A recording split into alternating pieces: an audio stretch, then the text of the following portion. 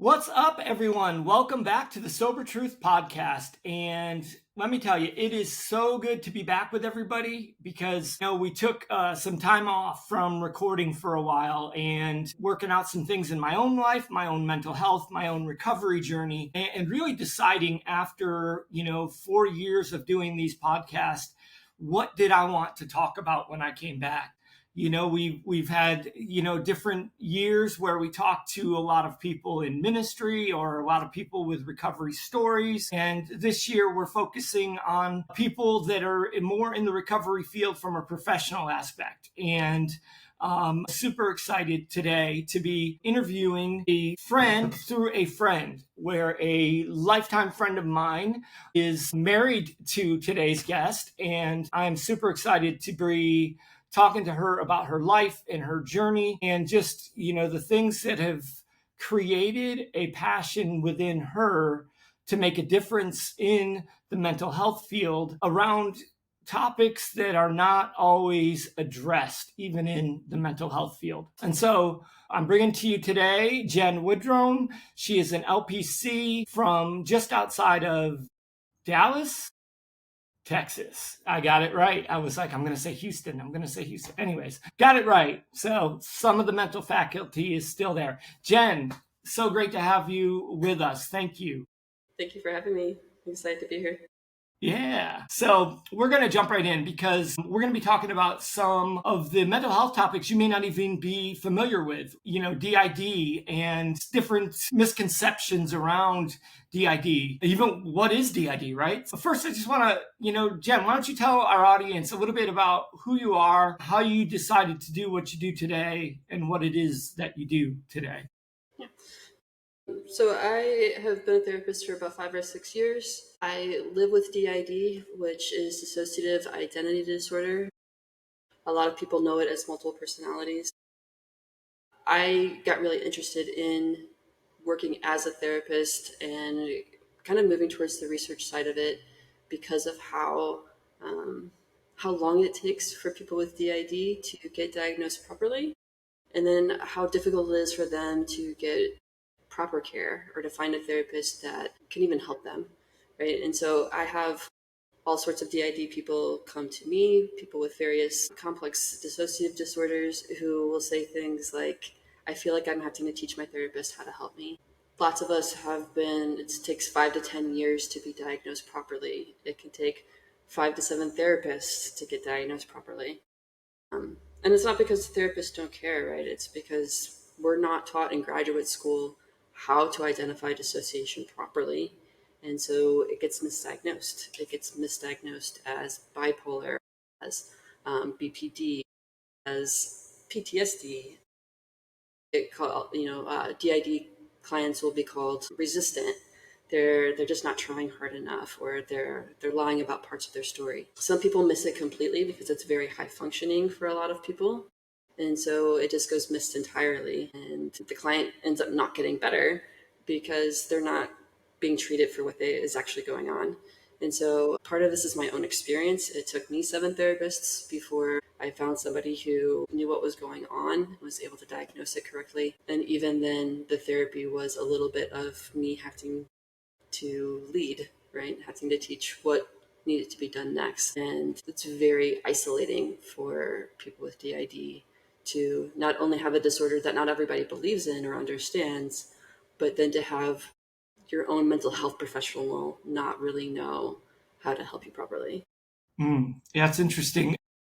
Even what you just said, and I'm familiar with it personally, but maybe you could explain a little bit to our listeners or viewers when you say something like people don't even believe in it. Maybe you could dig into that a little bit. Sure. I think a lot of this lands on Hollywood Yeah. grossly misrepresenting people with DID. They show really dramatic representations of people changing clothes and changing their appearance and depicting them as extremely violent and all these other sorts of things. Psychiatrists typically have a hard time believing that people have DID. A lot of people will hide their diagnosis from their practitioner because they don't want to be considered a liar. Mm-hmm. And so people because people are expecting these really dramatic presentations of what a dissociative disorder looks like, people are like, people think it's too fantastical to be real. And so they think that the person is exaggerating, or they are trying to get attention, or trying to get on disability when they really shouldn't be on disability. People expect it to be very debilitating, and it is for a lot of people. But you also see a lot of people who are very high functioning. They're in the legal field, they're in the medical field, they're in all sorts of different professions where they look like everything's fine. They're going through their day, they're functioning at a high level. And so people will then think, well, clearly this person doesn't have something that severe. They're not severely mentally ill, or they wouldn't be able to do the things that they're doing. How would you describe what happens with, I guess, let me just say it this way. If a person, suffers with, depression, they can give words that sort of explain what they feel like is going on, right? Sadness or grief. Or how would you describe what you experience? And maybe you could describe it from like when you first started experiencing it, like, oh wow, I'm feeling like I honestly don't even know. That's why I was so excited to Yeah. have this conversation today, because I don't. Yeah. I think a lot of us with DID are constantly looking for language to help people who don't have it understand well. Because it is such a unique experience, there's not just vocabulary sitting around to offer most people. And so, to some degree, I experienced it as a child and didn't have any words to explain to anybody around me what was going on. When it's at its height, it's like blinking out of existence for a moment, for an extended period of time. So, like as a child, I would have a teacher say, we're going to have a test in 2 weeks. And then I would blink and the test would be in front of me. Right. Oh. And everybody's just taking the test. Playing a volleyball game where you have 6 people rotating, I would notice I was playing volleyball at this location. And then the next time I noticed what was going on, I had moved 3 or 4 times around the court. And so it's very disorienting and frightening. And the people around you obviously don't know what's going on. And so you kind of snap back to, and you're trying to function as if nothing's happened, right? Because you intuitively know that people aren't going to believe that you just missed however much time was gone. So it can be disorienting in that way. It can be disorienting in that you end up having conversations and developing relationships with people that you don't remember. People might have a very serious conversation with you and you have no memory of it at all. And maybe because it was a different part of you who holds different ideas or opinions, they might have even had a conversation you don't agree with. And now there are people walking around who believe that you believe something you don't. Right. And so I had some experiences where people had developed really what they would experience as deep relationships with me, and I didn't know their name. They would come up and say that they had met me the last time I was in the area and tell me all these stories, and I wouldn't have any way to connect what they were saying, but also didn't want to hurt their feelings or offend them. So now I'm like faking my way through a relationship to try to maintain what's going on there, especially in a professional setting. There was one time that I ended up on an airplane and didn't remember getting on the plane. And luckily it was going to where I was supposed to be going. But Yeah, still, that helps. a terrifying experience. As healing goes on, it becomes a lot more flexible so that you're not seeing quite as much of that. That's the most extreme experiences of it, right? Less intense experiences of it would be like, it seems like you are watching what's going on, you're aware of what's going on, but it's like somebody's playing you as a video game character, right? Like you don't have control over your body. Your body's doing actions that you don't want it to do or that you're not telling it to do. Words are coming out of your mouth that you have an experience of not saying, right? Like I'm just talking and I'm not telling myself to talk. And so obviously that's very disorienting. Different parts of the self will sometimes have different levels of skill. So things that you're used to doing when a different part of you is present with you, you might not be able to do all of a sudden. And so it's very disorienting because it's constantly altering what you would expect of day-to-day, moment-to-moment experience. And I guess I could keep going on, but that's No, I mean, I'm just sitting here in awe. Like, no one's ever explained this to me, and it's not at all what I thought. And so I'm like, I don't know if anybody viewing, maybe if you are, please comment below, on this, because I'm sitting here going, what? I did not know anyone went through this. I'm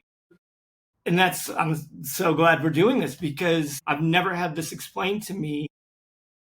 And I imagine there's people watching or listening that have never had this explained either. And so I'm just sitting here like in awe, really, like of it. Like um,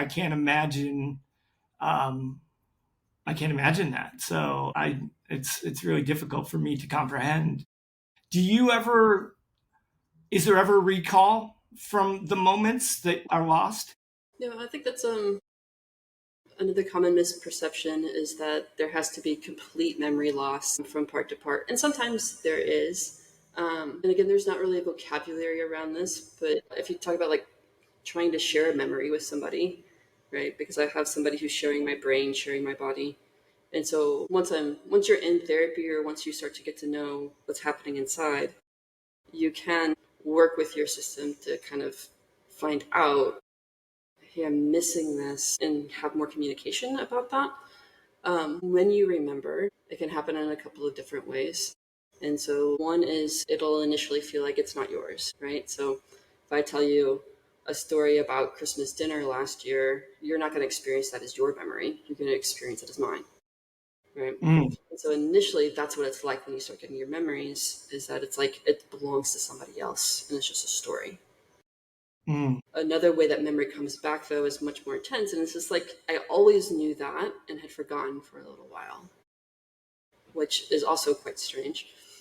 hmm Because it's like, I'm sitting here talking with you and I tell you I don't remember. And all of a sudden I could tap into this part of myself and the memory comes back as if it was always there.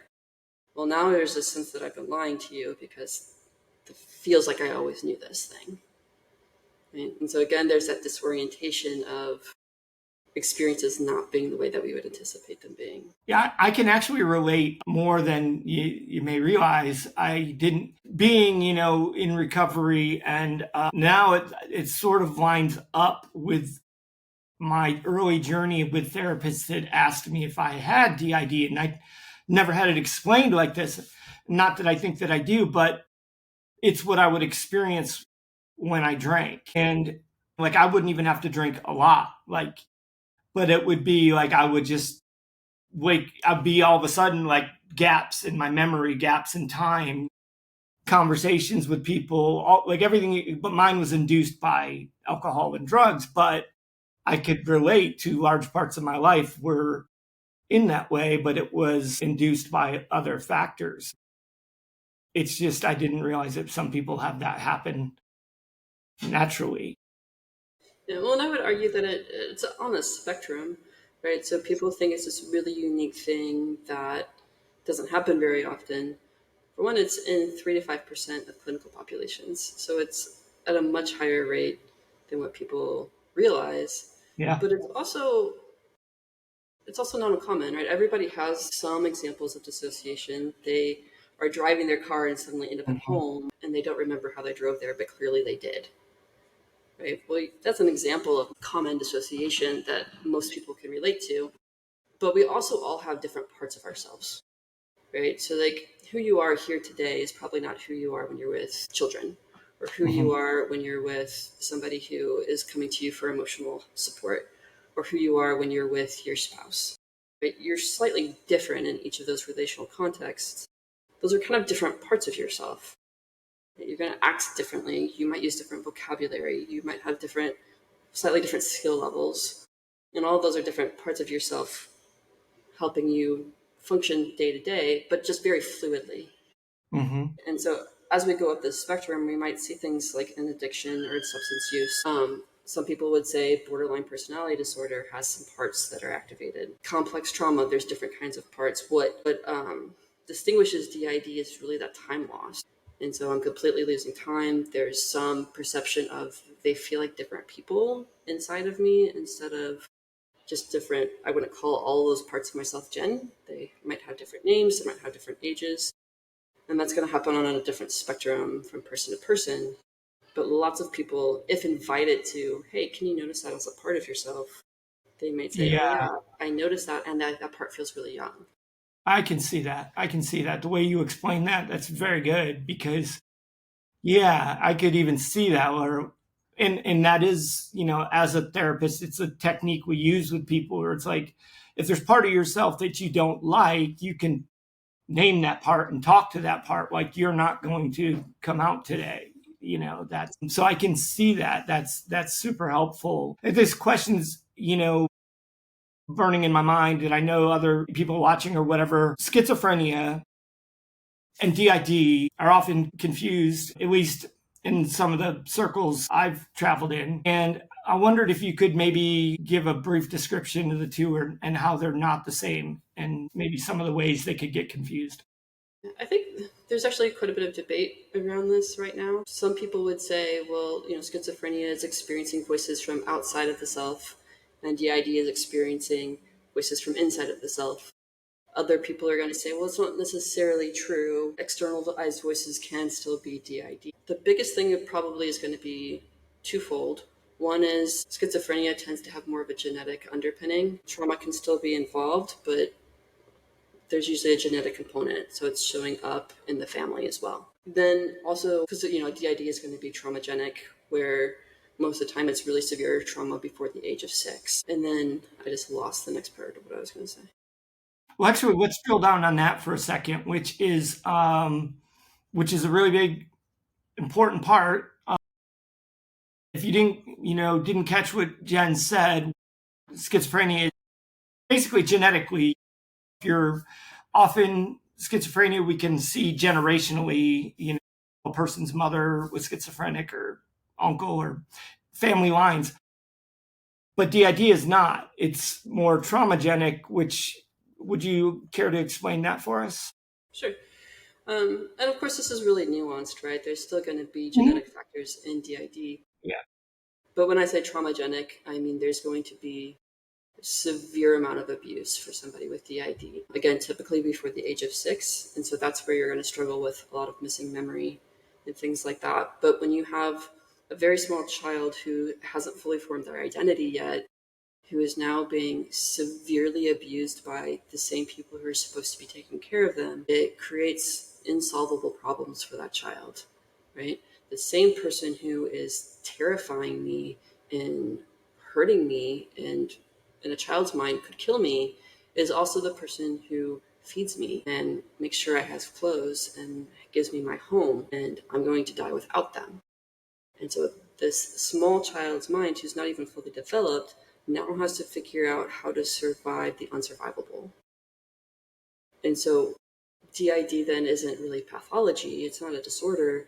It's a brilliant adaptation of that child's mind on, this is how I'm going to survive this thing that's completely unsurvivable.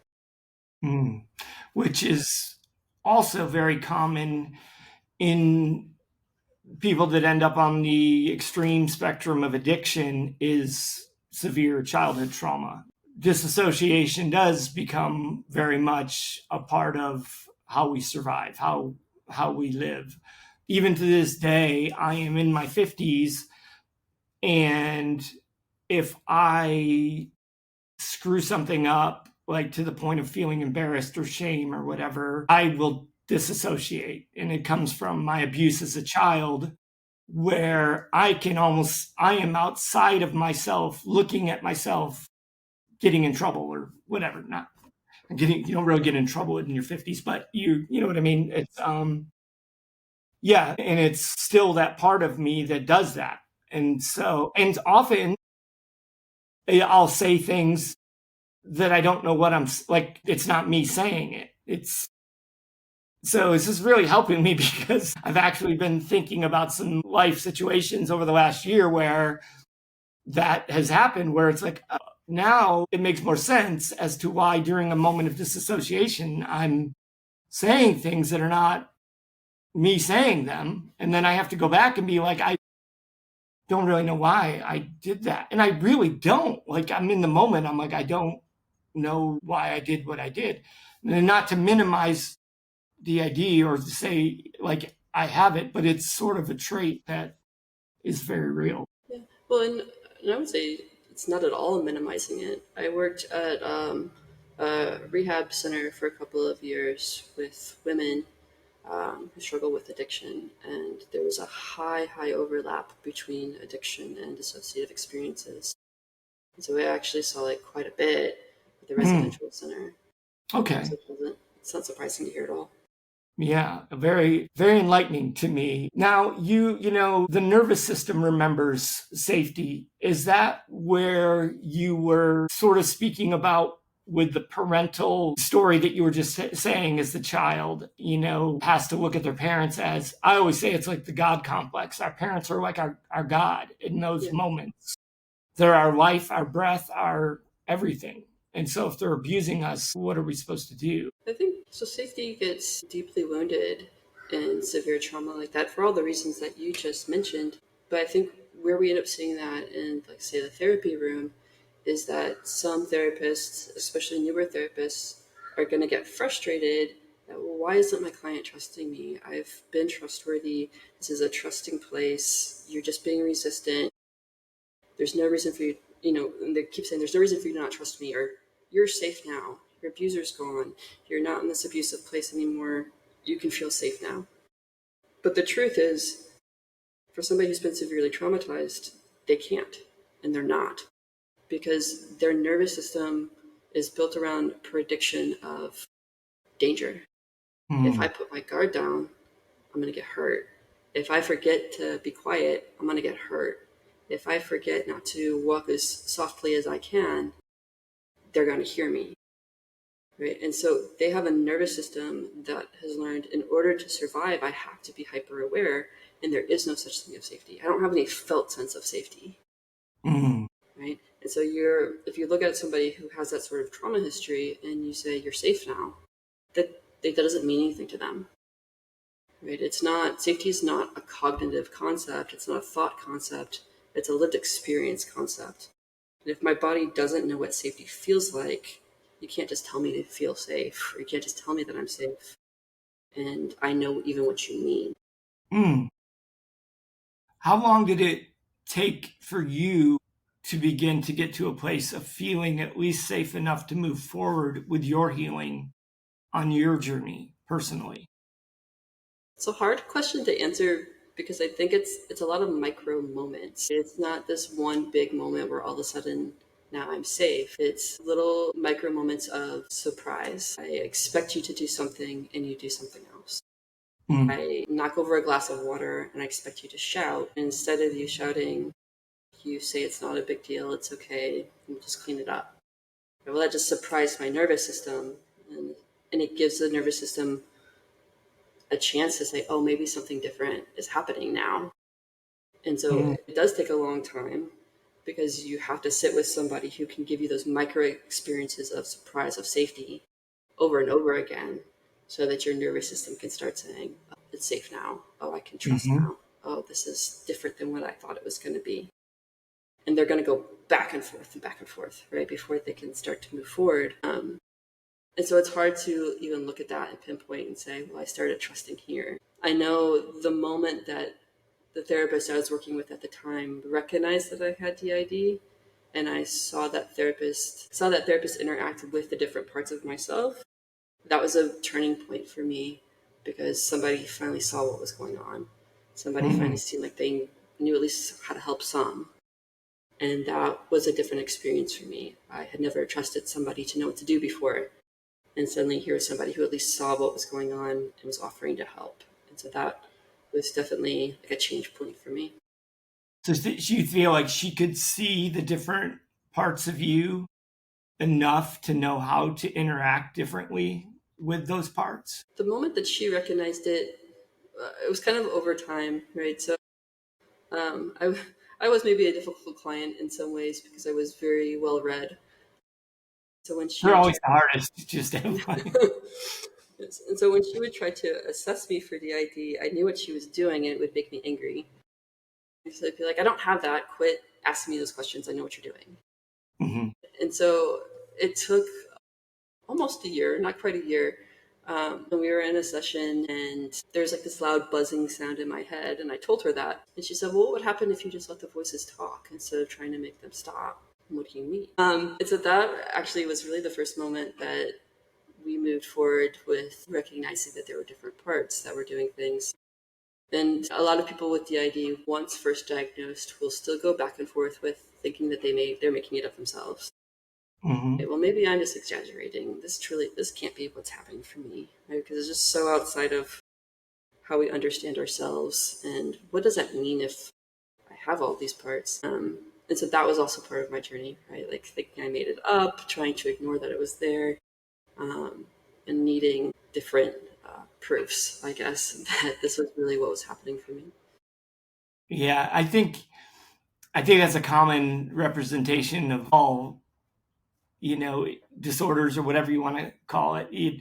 But nobody wants what it is. Like, oh, I don't have that. It's like, don't, Yeah. you know, anything but that. You know, I guess everybody just wants to just fix me and don't tell me it's going to be a lifelong, you know. You know, you and I were doing some correspondence before this, you know, conversation, and you had brought up overthinking as a trauma response, not just anxiety or ADHD. Yeah. What did you mean by that? So lots of people will talk about overthinking as, oh, I was just really anxious that day, or they'll give it as a symptom of ADHD. And once they label it that way, there's sort of almost an unspoken assumption, well, there's nothing you can do about it because this is just the way I am. But I don't think that it has to be that way. I think that a lot of times overthinking is actually a function of trauma. Because again, if we go back to that story of, well, I had to be alert all the time. I had to be looking at, here's everything that could happen. What do I need to do to stay safe? And now we're an adult with a nervous system who has developed or created a map of relationship in that kind of atmosphere. Well, now I'm trying to develop relationships as an adult, or I'm interacting with people at work or in these different scenarios. And my nervous system is still attuned to this past map. And so it starts running scenarios because it has to be prepared.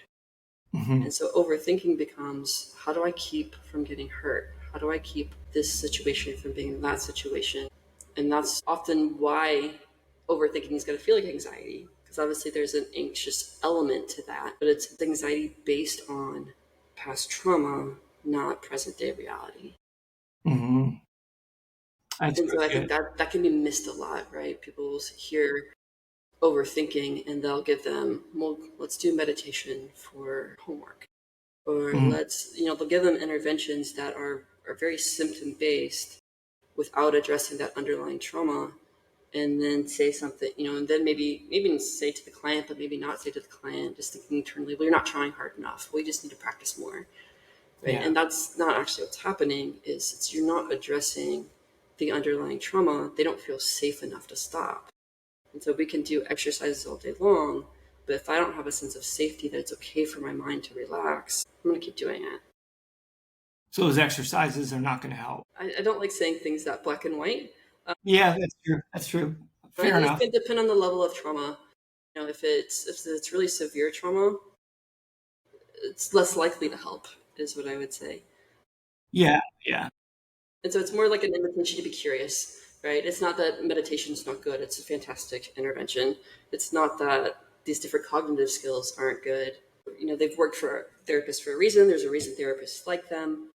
But if they're not working, it's an invitation to, well, let's get curious and find out what's going on for this person, instead of assuming that they're not doing something well enough, or Right. they're resisting, or the therapy is wrong for them, or there's so many things that we can get critical about when it really might just be the person protecting themselves the best they can. Yeah, that's really good. I know over the last few years that has become a lot more common in you know sort of the mental health world or the therapy world, where you hear people are resistant or you know not trying hard enough. It's almost like therapists have given each other a pass to say that rather than be introspective with their own abilities or methodology. And I'm not saying all, of course, I'm not being black and white about this. I've just had clients that I've worked with that had left, yeah, like the best places in the country because they were kicked out because they were resistant. And when it all came down to truth, it was around safety. It was around acceptance. And But so, honestly, it's really a systemic issue, right? mhm, If you go to a graduate level program for becoming a professional counselor, they're not teaching you about dissociation. They're not teaching you. They are teaching you resistance. I sat in my practicum class where you bring in a video of you working with a client and for the mhm, professor and the whole class to watch, and how often the conversation turned towards resistance. Well, he shouldn't. He's just not ready for therapy. He shouldn't be in therapy yet. He needs to really experience something painful before he's ready to make a change. He's just not ready to yeah. change. And even at that stage, that was offensive to me because of how much therapy I had at that point. Yeah. But just to hear even the person in charge of a program agree with students that the person's being resistant. Well, how are you now? You're going to send all these therapists out into the world who that's the model that they've been given, and there's not a lot of training out there right now about how to change Yeah. that thought process or how to see it differently. And even continuing education, where a lot of therapists are doing the bare minimum. This sounds really judgmental. They don't know that there's deeper models that they can go out and find that are going to help them help people in a different way, right? Mhm. They know that they have to have continuing education, but there's so many ways to get it where you're not really learning anything new. You're just Mm. relearning the same information over again every couple of years as a review, and instead of learning a new model or challenging the way you think and see a client, that's again not presented in a graduate program as something that you should be trying to do. Right. We're not Right. we're not taught, hey, you don't actually know how to help somebody with trauma yet as a graduate level graduate. You shouldn't actually be with somebody who has PTSD yet. Like you can maybe help somebody with mild depression or anxiety, but you Mm. should really go get some more training before you try to help somebody with more severe Yeah. disorders. I don't like the word disorder. More severe symptomology or more severe histories of trauma. You're not ready for that yet until you have more training. And Yeah. that's not I like been said. that. And so is it the therapist's fault? Somewhat. If you're not paying attention to the field, if you're not staying up with modern research and what the experts in our field are saying right now. But it's also graduate level programs who aren't fully preparing students for what they need to be looking for. Yeah. And I want to just reflect on what you just said because just a few minutes ago when I said disorder, I'm like, I hate that word. I don't know what to say. Symptomology is good. I like that. That's good just for everybody listening or watching. We want to sort of break the stigma around disorder that sounds like the person has something wrong with them, where it's symptomology to living a fuller life, maybe. Here we are talking about the ways that therapists can get better at understanding what's happening in the field and all of that. But, there's also a weight to the emotional cost to the therapist that is working with a person with high level trauma or DID. What is that like and how do you carry it? It's an interesting topic because I think it's both talked about a lot in our field and not talked about at all in some ways. Mhm. A lot of times it's talked about as vicarious trauma. If you're listening to a lot of people's stories who are traumatic, you're going to end up having vicarious trauma. And so you'll hear things like, well, make sure you're doing self care, make sure you have your own therapist, and that sort of thing. But I don't know that it's always fully understood um, how somebody else's trauma sits inside of your story. Right? You might be fine for several weeks in a row, and then suddenly hear somebody's story that overlaps just enough or has a pattern that's just similar enough that it sits into your story. And so it's not just, yes, there's vicarious trauma. Yes, somebody's story can be so overwhelming that the story itself is something I now need to process. But it can also be what you just said hit something that I didn't know I haven't healed yet. Mhm. And so now I might be triggered or I might be dissociated. And are we as therapists dealing with that aspect of what's going on? You might be surprised at how many therapists aren't going to therapy or aren't with therapists who are looking at that dynamic of what's going on for their client. And I might show up in a room in a way I don't mean to if you say something that hits something that's inside of me. Mm. If I'm mostly a therapist who is kind and gentle and patient, and you hit something in me, I might become abrasive, or I might decide that you're resisting, or I might create an emotional distance from my client that's not therapeutic anymore. And so, yes, we want to look for those stories that are too big, but we also want to look for the stories that overlap, probably Mm, even more, right? Because it's going to start making me treat my client differently if I'm not aware that it did something inside of me. mhm. All of a sudden, I don't want to see that client anymore, or I start getting stressed when I know that client's coming up. I want therapists to be able to look at those things and be like, oh, this is a sign that something's happening for me that I need help with, so that I keep showing up for this client well. That's really good.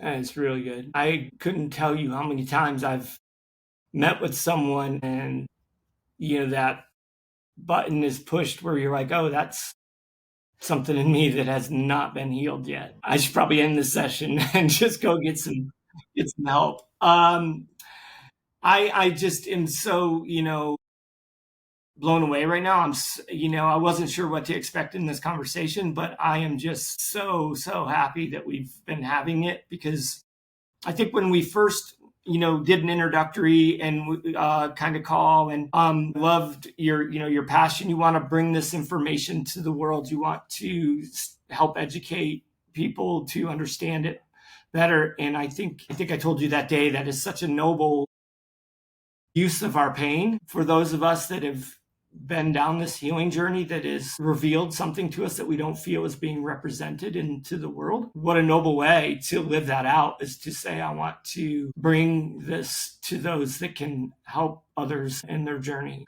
What are some of the things that you are working on currently, and what you hope to see in the future, and some of the ways that we can help you? So that's actually maybe a bigger question than it was when we first spoke. I like to kind of do that, so. Yeah. So I'm actually developing my own therapy modality right now around predictive dissociation. It's called predictive dissociation therapy, and it's using the free energy principle from Carl Friston.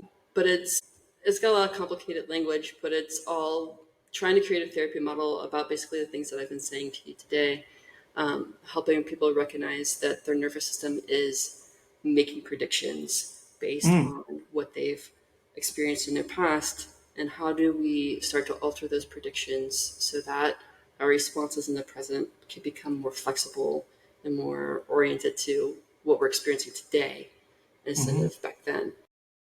And so I'm writing some research articles, trying to get stuff published on that level, trying to get people engaged on LinkedIn, trying to give it some kind of complex principles, everyday language, so that people feel like it's really accessible to them and can make mhm. a difference to how they're practicing therapy today. So that's really, I think, my focus right now, is trying to create more written material. I hope to eventually have a certification program where I'm working with therapists more directly, um, and helping train them in the model that I think is really effective for dissociation.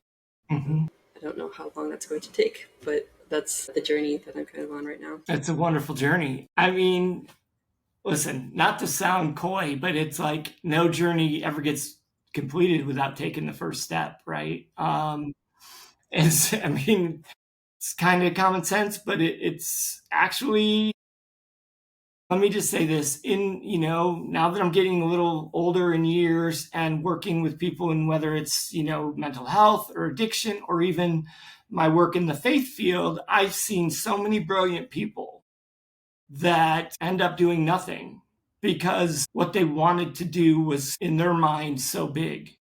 Where I'm like, do something, and you don't know what's going to happen, instead of giving in to the monumental task. And there's just so much that needs to change in the mental health field and the recovery field. And even just sitting here, I could just share this with you, just listening to you talking about, the what you're working on with, understanding things before they happen, with, and thinking about our conversation earlier about safety, around feeling safe to avoid the nervous system having a trauma response. It directly ties into the way that I've found success in using community to heal trauma. where community based on loving principles of acceptance and walking with one another has been the way that I've seen people finally feel safe enough to heal. And it's all about the safety. And in the most expensive, lucrative rehabs in the world, no one's talking about safety. They're talking about whatever, fill in the blank, high dollar treatment that they can do. But it's not safe. And if a person doesn't feel safe, they're not going to truly heal or truly reveal what's hurting inside of them enough to actually heal. And so just that, it's to you and to me, that's just, it honestly is almost like common sense to us now in our own journeys where, yeah, you have to feel safe, but it's not. What's that? I think the communities that you've built, that I've heard from Whitney are just so beautiful, because that is what so many people with severe trauma are missing. They don't have those social networks. They don't have relationships to practice safety in, partially because of their story, right? They've spent, most of their stories are they were severely traumatized as children.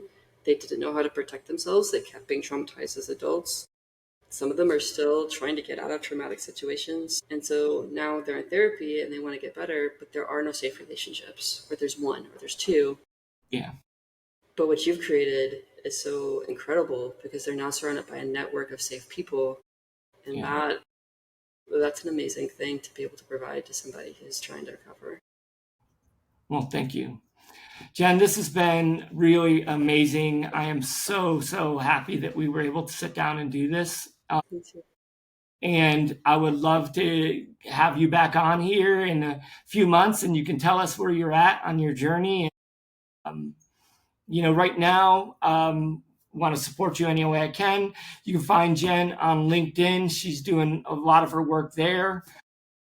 And hopefully in the future, we'll help you get a website up and get some more of this information out there to the world. I would love that. Thank you so much. I really Thank you, enjoyed getting to Jen. talk with you today too. Yeah, absolutely. It's been really great. So, hey, everybody, I hope you've stayed to the very end. Please be sure to like and comment and all of that. But in this particular case, definitely comment on your own journey, on your own story, any parts of this, podcast that has really touched you, because there is something to be said about feeling seen and heard. And a lot of times, if one of us is willing to share, then so are so many others, and they don't feel alone any longer. So thank you, Jen, for the work that you do. And thank you, everyone, for tuning in.